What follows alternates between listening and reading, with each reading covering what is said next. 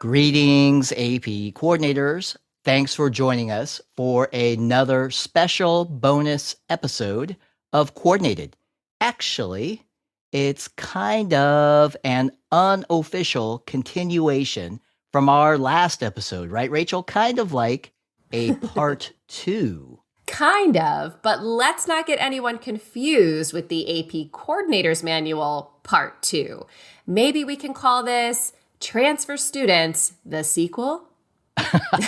Sounds good to me, but I have a feeling your current best friend, the AP Coordinator's Manual Part 1, will get a shout out or two in this conversation. No time like the present. So, we're going to talk about what actions the AP coordinator should take in AP registration and ordering when a student transfers out of our school. And information can be found, Derek. I'm looking. Got it. Pages 76 through 78 of the AP Coordinator's Manual Part 1, available for download right now. Link in the show notes. Rachel, where do we start? Well, with a good definition, of course. So, when we say transfer out, we mean a student who is no longer attending our school. The student is transferring out of our school entirely, not a student who is moving from one class period to another, and not a student who is dropping an AP course. We covered those actions in our last two bonus episodes. Sorry to interrupt with the gratuitous plug for the show. I couldn't resist. Please continue. Of course, it's extremely important to use the transfer out action in AP registration and ordering when applicable. Doing so will automatically waive any potential canceled exam or unused exam fees. Automatically is a good word. I like it. I like it too. Only the AP coordinator can use the transfer out action, and we find it on the students page in the actions column. And using the transfer out action, automatically, there's that word again, Rachel. I like it.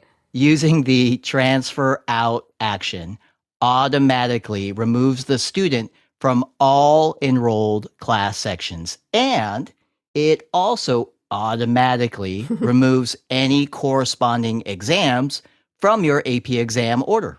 And I know the clock is ticking, Derek, but I have 2 pro tips to add. 1, keep in mind that when a student transfers, their records from AP Classroom do not transfer to the new school. They are specific to the teacher. And 2, the exams and collected fees also do not transfer. Those are specific to the school. The student will enroll in a class section at their new school using a transfer code. The student will ask that AP coordinator to order an exam for them, and the student will submit any required fees to the new school.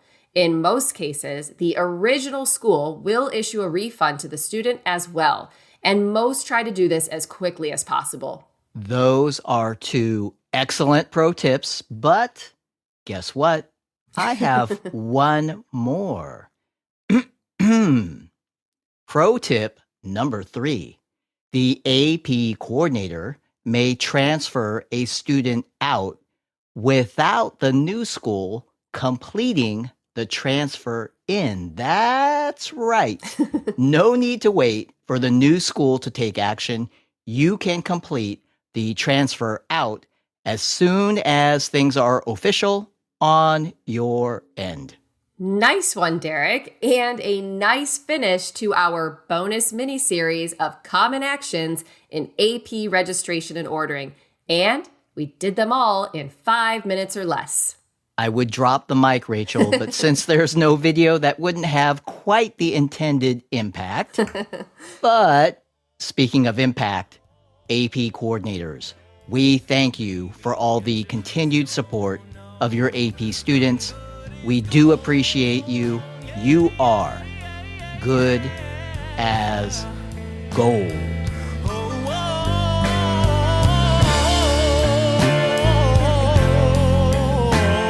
And maybe I just don't know. I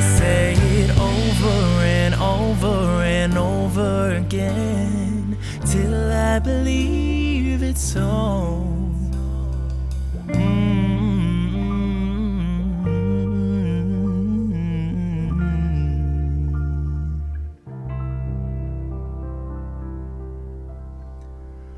I'm good as gold.